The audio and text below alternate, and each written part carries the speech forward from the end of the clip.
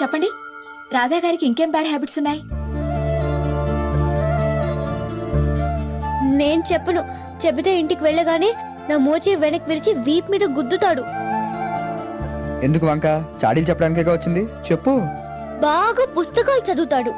అది బ్యాడ్ హ్యాబిటా? చదవటం bad habit కాదు. చదివి ఎదుటి వాళ్ళకు ఇంట్రెస్ట్ ఉందో లేదా తెలుసుకోకుండా క్లాస్ పిక్కుతావే అది. ఎప్పుడు కంప్యూటర్ ముందే కూర్చుంటాడు. ఖచ్చితంగా అది బ్యాడ్ హ్యాబిటే. కార్ స్పీడ్ గా తోలుతాడు. నేను పక్కన ఉన్నప్పుడు ఇంకా స్పీడ్ పెంచి నన్ను టెన్షన్ పెడతాడు. అచ్చరే, సిగరెట్ మందు లాంటివి అవేం లేవు. ఉంటే చంపేయను. ఆయనకిష్టం లేనివేంటి?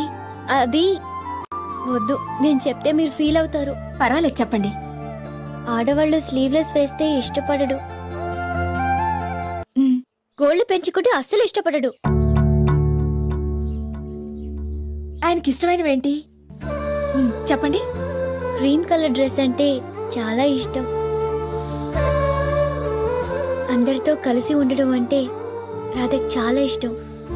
ఈ వయసులో కూడా వాళ్ళ అమ్మ ఒడిలో పడుకోవడం అంటే మరింత ఇష్టం. అన్నింటికంటే నన్ను ఏడిపించడం చాలా చాలా ఇష్టం.